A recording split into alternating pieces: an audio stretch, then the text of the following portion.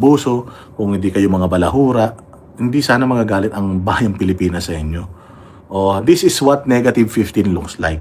Claire Castro, hindi mo ini-expect to? Ganun ka kabobo?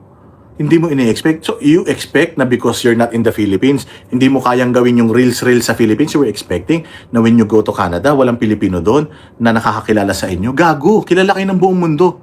Hindi lang mga Pilipino ang nakakakilala sa inyo, kahit ibang lahi. Kilala kayo even dito sa Hong Kong, yung mga Chinese dito sa Hong Kong. When you say Marcos, alam nila magnanakaw. When we were in China, pag nalaman na Philippines, Marcos magnanakaw. Nung ako'y nasa Europe, Marcos magnanakaw. Nung nasa Amerika ako, pag sinabi mong Marcos magnanakaw. Lahat ng mga ibang lahi, when you say Marcos, buong mundo nakakakilala kung anong klaseng pamilya yan. And pagpalit ng Bongbong Marcos Jr., mas tarantado pa siya kaysa dun sa mga magulang niya, you expect, Claire Castro, na pag pumunta kayo ng ibang bansa, tatanggapin kayo ng buong buo, diplomatically, politically, maybe, aasikasuhin yung entourage nyo, maybe, aanuin kayo, may iyayakapin kayo nung presidente ng bansa na yun. Pero ang tanong, nire-respeto ba nila kayo? Kasi kung nire-respeto nila kayo, si Bongbong, hindi nila yung paglalakarin. Di ba? Kung matino talaga rin yung, ang Prime Minister ng Canada, alam naman niya na maraming tao sa labas na nag-aantay kay Bongbong at papasok pa lang si Bongbong, minumura na siya ng mga tao. Sana hindi niya na pinaglakad. Pero pinaglakad niya, mantakin mo ang mga security, bisikleta lang. So baka sinet up din siya. Sinet up din siya ng Prime Minister ng Canada. Sinet up siya para makumpronta siya talaga ng mga Pilipino kasi nung nung sa Japan, hindi naman pinayagan ng Emperor at saka ng Prime Minister ng Japan na maglakad si Bongbong Marcos sa labas ng kalsada eh. Di ba? Pinagpayong niya pa. Walang respeto yung taga-Canada sa kay Bongbong. Mantakin mo wala naghahawak ng payong ni Bongbong. Sarili niyang payong hawak niya. Umuulan paglalakarin ka sa labas ng Prime Minister ng Canada. Ibig sabihin, tinarantado siya ng Prime Minister ng Canada. Kasi si Pangulong Duterte nung nagpunta sa China, kulang na nga lang daw buhatin siya ng mga Chinese para lang hindi siya mapagod Tapos si Bongbong, umuulan, paglalakarin mo sa labas, hawak niya yung payong niya, tapos ang security niya, puros mga nakabisikleta lang. Ngayon mo sabihin na tinanggap kayo at nirespeto kayo ng Canada, hindi, puta ina, inilaglag kayo ng Canada. Sabi nito, you're right, may point ka, Boss Dada. Sinadya, they just don't care kahit ganunin siya ng mga tao. Oo, sadya talaga yun. Hindi nyo ba nakita? Putsang ina, world leader, presidente yan, paglalakarin mo sa ulan. Diba? Pwede mo naman sigurong, pwede mo naman sigurong payungan siya Diba? Palibutan siya ng mga security, payungan siya, papunta ron. Pero hindi Siya mismo may hawak ng payong niya. Tanga, diba? So, ibig sabihin, ginago rin siya ng Canada. Feeling nyo, ninasikaso kayo doon? Hindi, pinagtatawanan kayo ng mga yun. Tingnan mo si Vladimir Putin. Noon nandun kayo sa Russia. Yes, hinarap kayo, inasikaso kayo. Pero nakita mo yung mukha ni Vladimir Putin nung hindi niya alam kung paano gamitin yung headset. Presidente ka ng presidente ka ng Pilipinas, presidente ka ng isang bansa, tapos putang ina, hindi ka marunong gumamit ng headset. Nakita mo yung mukha ni Putin tumitingin sa ibang tao tapos parang natatawa. Diba? Putang ina, irerespeto mo yung ganyan tao. Irerespeto mo yung ganyan tao, nag-i-speech, tumutulo si Pon. Nang involuntarily, tumutulo si Pon na gano'n. Di ba? Meron bang, irerespeto mo yung ganyang presidente, utal-utal kapag kinakausap mo? Di ba? Ibang-iba ang treatment ng pagsalubong ng ibang bansa kapag si Tatay Digong ang bibisita kaysa kay Marcos. Kay Marcos walang pakialam. Kay Digong, pagka siyang bumaba, talagang putya yan. Ang mga sundalo doon sa red carpet pagbaba ng eroplano, talagang putya, snappy talaga yan. Kay Bongbong walang sumasalubong Doon ako natawa natawa talaga ako ng sobra. Doon sa pinaghawak siya ng payong, pinalakad siya sa ulan. Tangina, mayroon bang presidenteng ganun? VIP treatment ang presidente dito sa Pilipinas. Subukan mo, Bongbong, pumunta rito si Donald Trump, tas paglakarin mo sa kalsada, papunta sa isang venue, maglalakad kayo sa loob ng Malacanang. Pero sa kalsada, sa highway, sa public na lugar, paglalakarin mo, presidente, tapos walang masyadong security, tapos siya pang may hawak ng payong niya. Talagang doon mo makikita na bobo lang ang magsasabi na na hindi itong si BBM hindi tinarantado ng ng Canada. Dahil lang kasi malulobat na ako So, ano ko, para hindi lang maputol yung ating kwentuhan, i-charge lang natin to. Ayan, chinarge ko na. Di ba? Yun nga lang, asa na? Ito, para mabasa ko pa yung comment. Kasi hindi ko nababasa yung comment dito sa ano ko sa aking cellphone. So dito ako nagbabasa sa laptop. Yung gesture ni Putin, ganon pag natatangahan sila sa tao. Ano pa sabi nito? Nakakapangilabot gaano irespetong binibigay kay Tatay Digong saan man bansa siya magpunta. Ito sabi naman nito, boss, sa wakas na tiyempohan ko din ng live mo. Thank you very much. Ayun. Kaya, ay nako. Ako nga excited ako mag-chat tungkol dito. Ay live tungkol dito kung pwede nga lang eh. Kaya lang maaga kasi kami kanina na naggising kasi yun nga nagpunta kami sa misa para magsimba. And sabi ko, yun nga, uuwi ako dito para uuwi tayo dito para tawag dyan, mag-live. So at least kahit pa paano nakapag-live tayo, 'di ba? So i-like and i-share ninyo ito. Maraming salamat doon sa mga nagpapakulay. Maraming salamat doon sa mga nagsi-share ng kanilang blessings. Huwag kayong mag-alala. Malapit na kaming umuwi ng Pilipinas. At pag-uwi natin sa Pilipinas, full blast na ma-discuss natin itong topic na to. Ano pang masasabi ninyo? Dinaig pa niya ang grade 1 sa paglalagay ng headset, sabi ni Aloha. Yung mga taga-Egypt, sabi ni Rolly79. Shout out sa inyo. Ano pa? Tapos, mga supporters ni Bangag, nabayaran, hindi kaya sila nahiya sa poon na... hindi kaya kayo nahihiya na ganun ang trato kay Presidente Marcos. Diba? Nakita nyo ba si Pangulong Duterte humawak ng payong ng sarili niya? Nakita nyo si Pangulong Duterte nung nasa PMA? Kahit umuulan yun, magbabasa yun. Hindi yun magpapayong. Pero putang ina, patawa-tawa pa siya. Habang naglalakad siya, pinabayaan siya maglakad habang madaming ralista. Imaginein mo, kung madaming ralista, paano kung isa sa mga ralista na yan suicide bomber? 'Di ba? May bomba yung isa sa mga ralista na yan. Ang dali nilang makakapunta kay Bongbong. Sa totoo lang, kung tarantado yung mga nandiyan dyan sa Vancouver, napakaliit konti ng security. Kahit na may mga security pa, may mga dalang bag. Pero kung talagang gustong imag si Bongbong doon, kung ibang world leader lang yun, hindi nila papayagan talaga yun. Walang papayag na isang world leader o isang bansa na yung world leader na yun maglalakad sa gilid ng kalsada, umuulan, tapos ang daming mga protesters. Ang daming nagpo-protesta. Iiwas nila yun, yung tao sa protesta. Kasi galit yun eh. Pero the fact na pinayagan nila si Bongbong Marcos maglakad doon para makompronta ng mga ralista, maraming salamat sa Prime Minister ng Canada. Kasi at least binigyan niya ng pagkakataon yung mga Pilipino na kahit na papaano harap-harapan murahin itong putang inang ito, di ba? Dahil naniniwala ang mga Pilipino na nagnakaw yan. Naniniwala ang mga Pilipino na sabog yan. Dahil yun din ang sabi ng kapatid. Naniniwala ang mga Pilipino na siya ang pasimuno at most guilty sa mga pagnanakaw dito sa bayang Pilipinas. Di ba? So, nakakatawa itong mga bashers. Maraming salamat kay Jocelyn Villanueva.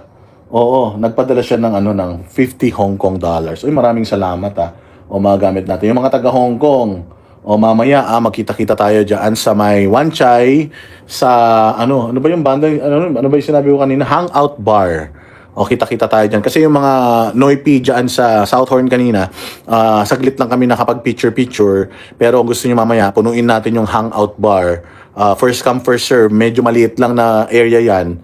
First come, first serve. Maaga kayong pumunta ron para makapasok kayo at magkaroon tayo ng chance makapag-bonding, makapagkwentuhan, pagpicturan, magkanta-kanta tayo. Kasi magaling kumanta si Sir Jack, si paring RJ.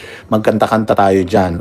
Yung ating kaibigan na may-ari niyan, inopen niya yung kanyang bar para sa atin magkita-kita tayo. Dahil uwi na rin kami ng Pilipinas. So si Jojo, tsaka si pupunta yan dyan eh. Ano pa mga masasabi ninyo? Deserve lang na babuyin si Claire. Kasi hindi daw siya karespeto. Sabi nito ni Anita dyan sa Saudi Arabia.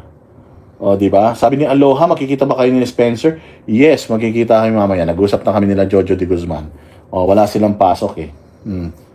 Sir Jack is singing, Boss D. Magaling kumanta si Sir Jack. Pag narinig niyo siyang kumanta, malinaw. Hindi siya ngongo. Pag kumakanta siya, ang galing.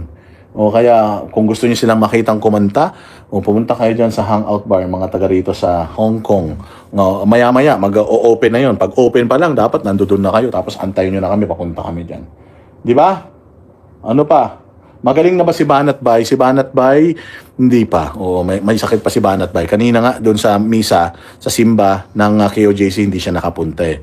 Pero buti na lang din nandoon kami. O magaling na si Banat Bay. Huwag kayong ay, hindi pa pala magaling.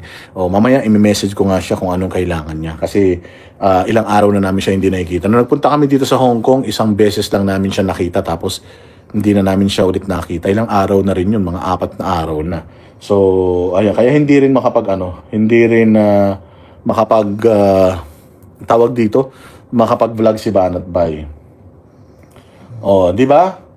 Chori-choli, nakita mo ba ako dito sa Hong Kong?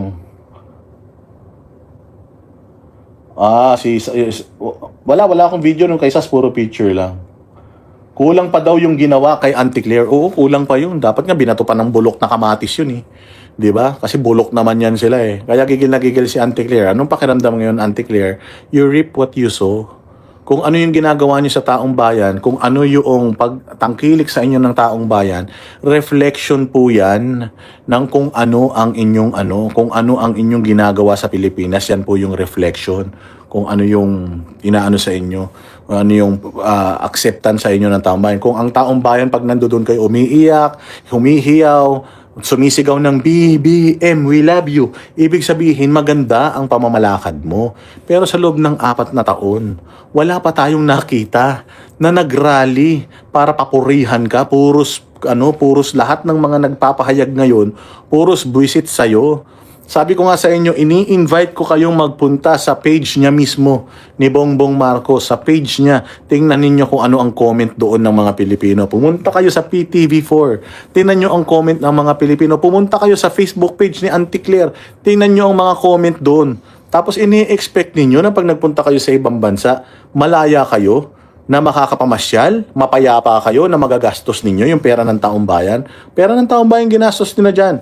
Gasolina sa eroplano, terminal fee, yung mga nagbuhat ng mga bagahe nila, yung mga sasakyan, gasolina na sasakyan na ginamit para magpunta sila sa airport, yung sumundo sa kanila doon sa airport, papunta sa mga hotel nila, even yung mga hotels nila, pagkain, free breakfast nila, drinks nila, kulang na lang pati hangin na sinisinghot nila, tayo ang may-ari niyan.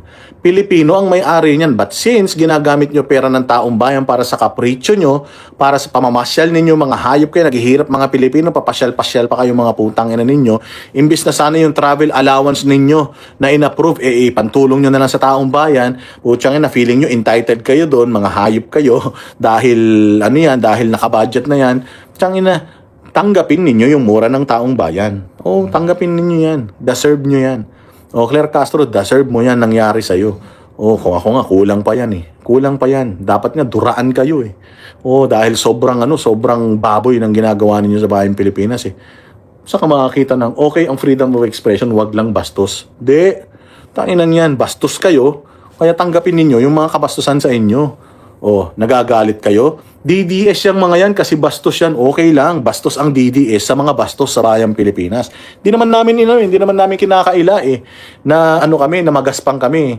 Hindi naman kinakaila ng mga banateros ng mga DDS na na masa kami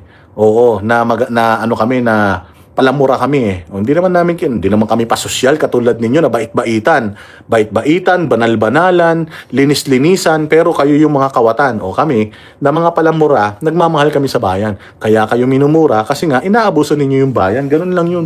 Mga tarantado pala kayo Ano pa masasabi ng mga ng mga nandirito sa comment section natin? At least kahit nagmumura daw kami, honest kami. Tama yan. Ano yan? Naghiwa-hiwalay ba kayong Banateros team? Hindi, kasi busy si Banat Bay nga may sakit, so hindi namin nakakasama. And kami nila Jack, nila RJ, lagi kami magkakasama. Kasi may mga event kaming ina-attenan dito. May mga kasakit kasi sila, kaya hindi sila pwede. So yan kung ano ang itinanim mo, yun ang aanihin mo. Yes, nagtanim ka ng katarantaduhan, nagtanim ka ng kademonyohan, nagtanim ka ng kasamaan. Anong ina-expect mo? Isi-celebrate ka? ilalagay ka sa mataas na pedestal, sasambahin ka ng tao kung puro kademonyo ang ginawa mo. Kayo lang yumaman eh. Kayo lang nagpakasasa eh. Kayo lang ang nagpakasarap eh. Tapos ang gusto ninyo, kami na mga naapektuhan ng mga katarantaduhan ninyo, gusto nyo, ano namin kayo? Mahalin namin kayo? Ano yan? Ano ka? Bali? Oh. Di ba? Nambuburaot ka na naman. Oh, ganun talaga. Yun na lang gawin natin. Yun na lang kaya natin gawin. Burautin yung mga yan eh. Wala na tayong ibang kayang gawin kundi burautin niya. Ngayon, burautin na lang natin. Bayaan natin sila. Putang ina ng mga yan. Sila na ngayon ang abuso. Sila pa yung, sila pa yung may ganang, masaktan. Sila na yung abuso. Sila yung nagnakaw. Sila pa yung, sila pa yung biktima. Diba? So, okay lang yan. Kaya, good job sa mga taga-Canada. Huwag kayong mahiya. Kayo matakot. Deport. Di naman kayo mapapadeport. Lalong-lalo na kung yung karamihan sa inyo, mga green card holder. Di naman nakuha yung mga pangalan nyo, bayaan nyo. Ganun lang talaga. Minsan sakripisyo tayo. Kami nga, dami-dami namin demanda eh. Diba? Si Pastor Apollo Kibuloy nga, nakakulong ngayon eh. Si Pangulong Duterte nga, nakakulong din sa Hague eh. Diba? Lahat tayo nagsakripisyo. O, huwag kayong mag-alala. O, matatapos din ang kademonyohan ng mga yan. Di kayo madideport. Ba't kayo madideport? Eh, yung Canada. Pinabayaan nga siya nung Canada na maglakad sa ulan eh. So, do they expect na ibibigay ng Canada yung mga pangalan ng mga tao na nagmura sa inyo? Hindi. Yung freedom of expression, inaano yan? Nire-respeto yan sa ibang bansa. Sa Pilipinas lang naman din nire-respeto ang freedom of expression eh. Kaya galit na galit si Auntie Claire kasi yung nagsumbong siya sa mga pulis, tapos ang sumbong niya sa mga pulis, Sir, sinisigawan po nila ako. Sir, ano sabi ng mga pulis? O, sinisigawan ka lang pala eh. Problema ron. Di ka naman sinaktan, di ka naman sinabunutan, di ka naman tinadyakan, di naman tinusok yung mata mo. Hindi naman hindi ka naman sinipas sa pisngi. Di ba? Anong iniiyak mo? Anong sinusumbong-sumbong mo? O, taga-gobyerno ka? O, taga-gobyerno ka? Mga Pilipino yan. O, bakit galit sa iyo yung mga yan? O, baka hindi tama yung trabahong ginagawa mo, kaya galit sa iyo yung mga yan. Deserve mo yan. O, anong ginawa ng mga polis? Di ba kinausap lang yung mga tao na, walang bayolente ha? Okay lang yung sigaw-sigawan, okay lang yung mega-megaphone, pero walang mananakit ha. O, yun ang sinabi ng mga pulis. O, anong ginawa ni Tarantada? O, nakatulala na gano'n. Akala niya siguro, huhulihin ng mga pulis yung mga nagsisisigaw. Eh, kung di ka ba naman gaga, sa Canada, pwede yun. Sa Canada, pwedeng murahin yung Prime Minister. Sa Canada, pwedeng murahin yung kanilang mga leader, lalong-lalo na kung magnanakaw-kurakot. Pwede yun sa Canada. Dito na sa Pilipinas, hindi. O, wag kayong abusado na feeling ninyo kahit nasaan kayong bansa, parang sa Pilipinas ang trato. O, anong ginawa ng mga pulis ni hindi nga sila hinarangan lang yung mga tao habang nakatid sila. Dumating yung sasakyan nila, sumakay sila ng sasakyan, pinagmumura sila. O, hinatid ba sila hanggang dun sa sasakyan? Hindi. Pag alis nila, yung mga Pilipino na minumura si Claire Castro, nakipag-selfie pa dun sa mga pulis. O, di ba? So, yan ang indikasyon na diyan sa abroad, gumagana ang batas. Ang batas at ang karapatang pantao, freedom of expression, gumagana dyan. Sigawan ka, bulungan ka, basta hindi ka nila sinasaktan, okay lang yan. O, ngayon, nag-iiyak kayo. I-address nyo muna, dapat nga magalit kayo sa gobyerno ng Canada. Kasi muntik na mapahamak si Bongbong Marcos. Paano kung merong isa dyan sa mga Pilipino na yan na talagang gustong saktan to si Bongbong dahil sa sobrang dami ng kasalanan niya sa Pilipinas.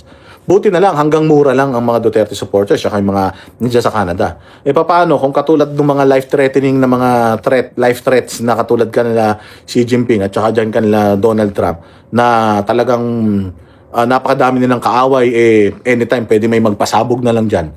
O, di ba? Hindi nila gagawin yan. Paglalaka rin ka sa main road, tapos wala man lang nagpapayong sa'yo, tapos ang bantay mo, mga nakabisikleta lang. Hindi pa pwede yun. Hindi pa pwede yun. Sa Amerika, pagka nagpupunta ang diplomat natin sa Amerika, mayroong secret service na naka-detail sa kanila. O dito kay Bongbong Marcos, parang yung secret service nila, parang Pilipino rin, parang yung security nagbabantay kay Bongbong, parang Pilipino rin. Hindi ko alam kasi kita ko mga Asian pa din eh. Di ba? Ang mga impacto nagpunta sa Canada, sabi daw nila, si Claire daw, punta sila dito sa Hague, uuwi silang nakakahon. Ay, grabe naman si Josie. Wag mo na ikahon. I-plastic labo mo na lang, ba't ikakahon mo pa? Hindi naman sila special. Freedom of speech, freedom of expression. Diyan sa ibang bansa, gumagana yan. Sorry na lang, Claire Castro, at deserve mo yan. Nag-iiyak siya sa social media eh. Kesyo, yung mga hindi naman daw totoong pangit siya. Nung sinabihan siya ng pangit, nagalit siya. Pero nung sinabihan siya na bobo at magnanakaw, di ba? Di ba? Ano ba sinabi ng mga tao doon? Magnanakaw, maleta, ibalik niyo yung pera. Pangit, putang ina mo. Di ba ginanon siya ng tao? Ano, saan siya nag-react? Nag-react siya doon sa pangit siya. Hindi daw totoo na pangit siya. Oo. Pero, yung magnanakaw, maleta, ibalik niyo pera, hindi siya nag-react doon. Wala siyang reaction doon. Bakit? Kayo na bahalang humusga. O, lagay nyo sa comment section, bakit sa tingin ninyo, si Claire Castro nag-react doon sa hindi siya, napangit siya? Bakit hindi siya nag-react nung tinawag na bobo siya? Na tinawag na magnanakaw sila? Na tinawag na ganito sila? O, bakit hindi sila nagalit? Lagay nyo sa comment section, babasahin natin. Di ba?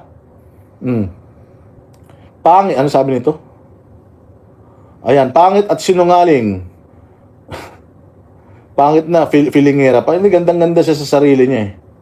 Oh, gandang-ganda siya sa, ayan, sabi nito ni ano, hindi daw nag-react si Claire Castro doon sa ibang akusasyon ng mga Pilipino kasi totoo. Oh, kasi ang hindi totoo doon sa sinabi nila, yung pangit siya. Oh, pero sabi ko nga sa inyo, si Claire Castro di man siya pangit, pero hindi siya maganda. Pero hindi siya pangit. Oh, pero nung tinawag niyo siyang bobo, tanga, magnanakaw, at saka maleta, oh, hindi ko alam bakit hindi niya sinagot yun. Bakit ang concern lang niya is yung tinawag siyang pangit, doon lang siya nasaktan. Doon sa iba, hindi na siya nasaktan. O, bakit kaya? Hindi natin alam. O, akala niya siguro, boss, ang ganda ang ganda. Maganda naman si Claire Castro. Maganda naman siya. Nung siguro, mga 10 years ago. O, pero ngayon, syempre, matanda na siya. Hindi naman siya pangit. Kukumpara mo naman siya kay Dilima, kay Luistro, kukumpara mo naman siya kay Sendena, kukumpara mo sila kay Ridon. Yung mga yon, swangit talaga yon. Pangit yun, mga yon. Pero si Claire Castro, di man siya pangit. O, pero hindi siya maganda. O, pero hindi siya pangit. Bobo ba siya? Abay, 100% bobo yun. O, magnanakaw ba siya? Yun ang di natin alam kasi hindi niya nireactionan yun eh. Nakatanggap ba siya ng maleta? Hindi rin natin alam kasi hindi nga siya nag-react doon. Nag-react siya doon sa tinawag lang siya na pangit. Oo, yun ang hindi ko rin maintindihan. Kasi kung mag-ano ka lang, kung magre-react ka rin lang, nireactionan mo na lahat. Di ba? O, sabi ko sa inyo, si Pangulong Duterte, natatandaan niyo, SONA. Tapos marami nagrarally sa labas. Anong ginawa ni Pangulong Duterte? Pumunta siya doon. Pumunta siya sa nagrarally, nakipag-usap siya doon sa napakarami nagrarally na yun. Sinabi niya, ano ba problema niyo? Bakit ba kayo nagagalit? Nag-dialogue sila. Diba? Ganun. Ganun ang isang leader. Ganun dapat. Kapag alam mo sa sarili mo, maganda ang pakay mo sa bayang Pilipinas, willing kang makipag-dialogo kahit kanino, ilabas mo kung ano yung gusto mo mangyari sa Pilipinas. Sila hindi eh. Diba? Sila hindi. Nandiyan na yung heckler, minumura ka. Tatanungin mo na, bakit mo ako minumura? Ano bang problema? Sige, mag-usap tayo matino, huwag kang sisigaw. Ano bang problema? Bakit ka ba galit kay BBM? Spokesperson ako ni BBM. Baka sakali, meron ako sagot sa katanungan mo, di ba? Dapat ganun. Kaya lang hindi eh. Nung sinisigaw-sigawan na siya, pumunta siya sa pulis, nagsumbong. Sabi niya pa, nandoon daw sila para magtrabaho. Gago. Anong trabaho? Kasi daw kukuha daw sila ng mga reels. Anong kukuha na yung reels sa labas? Kukuha na nyo yung mga building sa labas? Bakit? Para ano? Para inggitin yung mga Pilipino na sila meron nun, tayo wala. Anong reels? Yung reels na gagawin nyo, reels para sa mga Facebook pages ninyo. Hindi reels yan para makatulong sa bayang Pilipinas. Anong maigagawa nung gagawin mong reels sa Canada para makatulong sa buhay ng mga Pilipino? Pag nag-reels ka ba sa Canada, mapapaganda ba niyan mapapababa ba niyan ang presyo ng bilihin? Pag nag-reels ka ba sa Canada, gaganda ba yung airport natin? Mawawala ba yung krimen? Mawawala ba yung drugs? Hindi naman, di ba? So kailan pa naging trabaho ng spokesperson ng Malacanang ang gumawa ng reels? Tanginan yan. Pwede naman kayong gumawa ng reels ng mga magagandang nagawa nyo rito sa Pilipinas. Bakit hindi iyon ang i-reels ninyo? Bakit kayo magre-reels ng Canada? Hindi ba? Bay gago pala kayo eh. Kung tanginan nyo, gagawa na lang kayo ng kasinungalingan, mali pa. Walang hiya kayo talaga. Si Tatay Digong, in-invite pa niya ang mga nagrarally at pinakain niya pa. Oo, pinakain niya. Yung mga nagrarally. Ganun katindi si Hindi basihan ang itsura sa ganda, kundi ang kanyang kalooban. Okay lang yun. Kasi nga, pangit ang kalooban ni Claire Castro. DDS naman yan. Hindi naman talaga loyalista yan. DDS yan. Kaya lang walang prinsipyo. Pera-pera eh. Kaya ngayon, Marcos na siya. Pero maniwala ka kapag si Inday Sara na presidente, Duterte na ulit yan. Kasi yan, jukebox yan. Kung sino yung naglalagay ng pera sa bibig nila, yun ang kakantahin nila. Kung ano ang request nung naglagay ng pera sa jukebox, di ba ikaw, may pera ka, lalagay mo sa jukebox, hindi ba mamimili ka ng kanta? Kung ano yung piliin mong kanta, yun ang kakantahin ng jukebox sa ayaw at sa gusto niya. Ganyan yan sila Claire Castro. O may pera, ilalagay mo sa bibig nila. Kung ano yung gusto nung naglagay ng pera sa bibig nila na kantahin nila, yun ang kakantahin nila. O kaya ako somehow naiintindihan ko naman na trabaho niya yan. Pero hindi nga lang niya nagagawa ng maayos yung kanyang trabaho at ang nakakainis pa, ganyan kabobo, sinusweldohan natin, di ba? Yun ang pinaka nakakalungkot sa lahat. Sunod-sunuran. O, di ba? O, ganun yan. O, doon lang siya nasaktan sa pangit. O, yan yung sinasabi ng comment section. Kaya nga sana, nababasa ninyo yung comment section. Pasensya na kayo. Dito ko sa laptop binabasa yung mga comments ninyo. O, diyan ko binabasa yung comments ninyo kasi hindi ko mabasa. Dito sa cellphone ko, ewan ko ba tong YouTube na to kung anong katarantaduang ginawa na naman nito sa live stream. Kaya siguro wala na nagla-live dahil dyan. Hindi kasi lumalabas sa mga comment ninyo English. So, kailangan ko pang i-hover yung mouse ko, yung cursor ko dun sa comment para lang mabasa ko siya ng Tagalog, yung original na yung original na comment. Katulad ni Tricia Maria, sabi niya, nung hindi pa siya spokesperson, panay batikos kay Bangag. Pero ngayon, halos himudin niya na ang tumbong ng mag-asawang addict. Di ako nagsabi nun, yung comment nagsabi nun totoo naman. Duterte supporter naman. Ang dami rin naman ngayon, kahit yung mga congressman ngayon buwabanat kay Pangulong Duterte.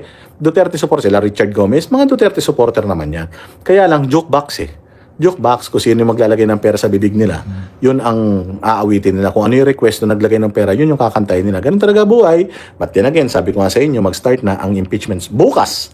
Monday, abangan natin yan ilalive natin yan. Tapos re-reactionan natin yung mga mangyayari dyan. Talagang babantayan natin yan. Magsisimula yung impeachment ng alas 2. Yung bloodbath magsisimula ng alas 2. So tingnan natin kung aatin si Inday Sara. Tingnan natin kung anong mangyayari, kung gaano ba talaga kadami ang ebidensya na hawak nitong mga followers or mga prosecutor. Tingnan natin kung gaano ba talaga kagagaling ng mga abogado ni Inday Sara. At binigyan sila actually ng 3 years mataas ang expectations namin sa mga abogado ni Inday Sara. Kasi balita natin na they've been preparing for this for the past years. 3 years to be exact. So kung gano'n nakatagal yung pagpiprepare ninyo, parehas na mga na mga sumbong lang din naman yung pinakakalat nila. So we're expecting na bukas magkakaroon ng durugan dyan kaya abang-abang tayo dyan mga bossing. Saan? Kamusta? Nakahanda na daw ang mga barbed wire sa Senado. Kasi nga baka may magpunta dyan ng mga Duterte supporters. Well, ganun talaga, sabi nga natin, kung magnanakaw ka, o kung masama ang ugali mo, alam mo na may problema sa pamumuno mo, masyado mong babantayan yung tahanan mo. Wala kasing nagmamahal sa iyo Parang sa piyestahan lang yan. Piyesta, nagluto ka. Sa kasabihan sa mga probinsya, kapag piyesta, wala ka namang handa. Konti lang handa mo. Pansit lang at saka biko. Tapos meron ka lang palamig.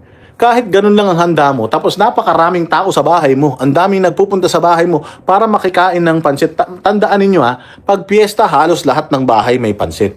Pero kung ikaw pansit lang ang handa mo, tapos ang dami-daming taong pumupunta sa iyo para makikain sa handa mong pansit, ibig sabihin mabait ka, matino kang tao, nire-respeto ka ng mga nasa paligid mo.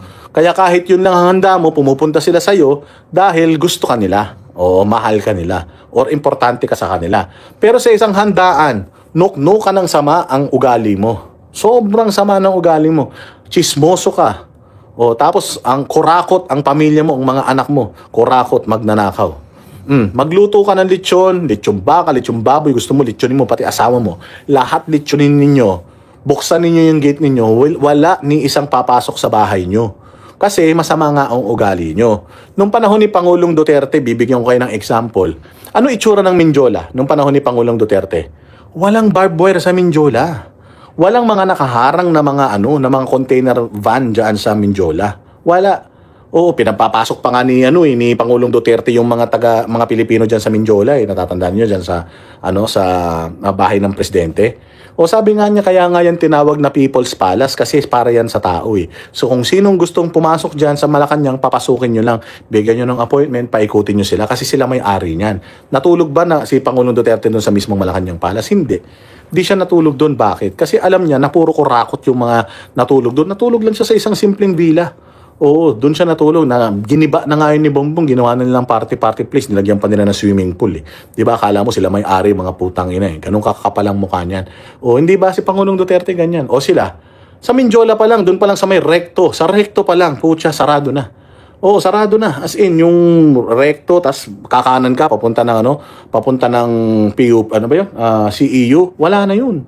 Sarado yun. Barbed wire, tapos mga container van, kung alam ninyo na matino kayo, maganda ginagawa niyo, ba't kailangan harangan yung Malacanang? Bakit kailangan dami-daming pulis sa Senado? Kung yung Senado, kung talagang sinasabi ninyo na sinusuportahan ng mga Pilipino, itong mga senador na sila Tulfo, bakit nung lumalabas sila ng Senado, minumura sila? 'Di ba? Bakit ang daming pulis yan sa harap ng Senado? That's because alam ninyo sa sarili ninyo na tarantado kayo. Alam ninyo na mga aso kayo ng Malacanang, na itong Malacanang na ito walang ginawa kundi abusuhin ang pera ng taong bayan, pati ang taong bayan. O yun ang kinakampihan ninyo. Kaya takot kayo sa sarili ninyong multo. 'Di ba? Takot kayo kaya ang dami-daming security diyan.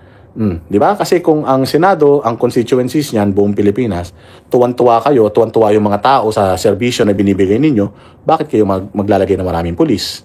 So, pag-amin yan, it's an admission na itong gobyerno na to, alam nila that they're not doing good, that they're not doing great. That is why yung mga Pilipino, galit. That is why, kahit saan sila magpuntang bansa, minumura sila.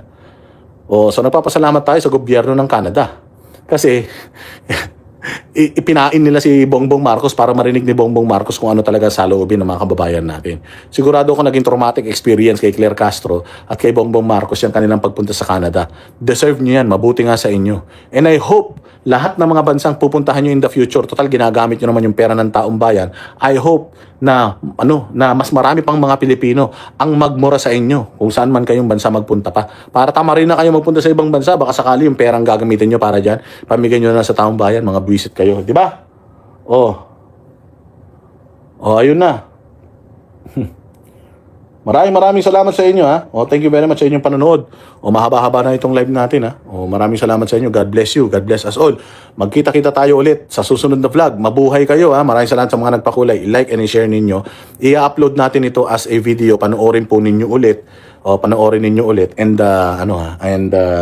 maraming salamat sa inyong pagtangkilik. Kita-kita po tayo ulit mga bossing sa susunod na vlog. Maraming salamat po.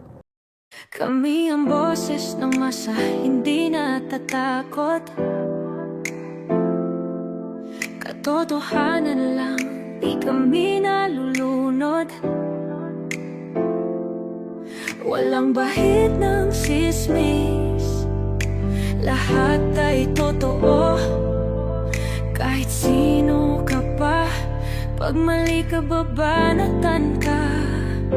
Walang pinipili kulay, wala kaming kinikilingan. Basta para sa bayan, kami lalaban. Pag tama palapakan, pag mali banatan, di matitinag, di matatakot.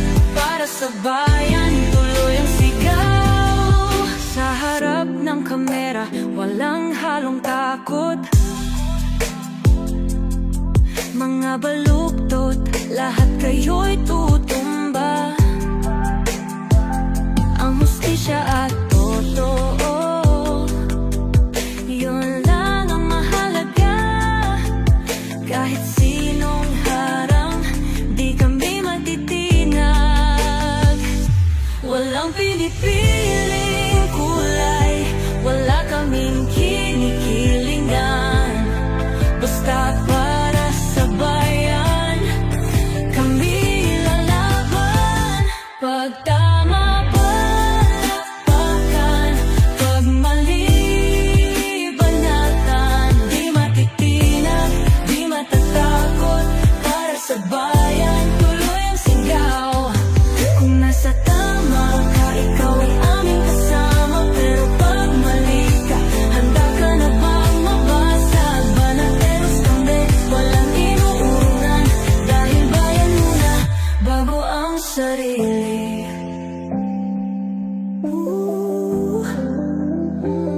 Bago ang sarili.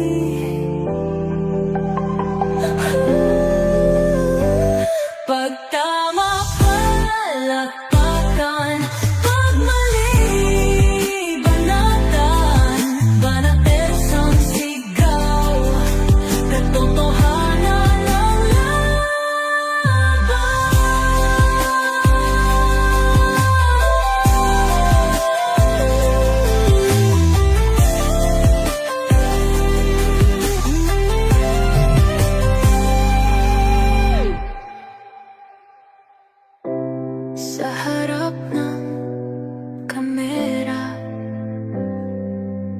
walang halong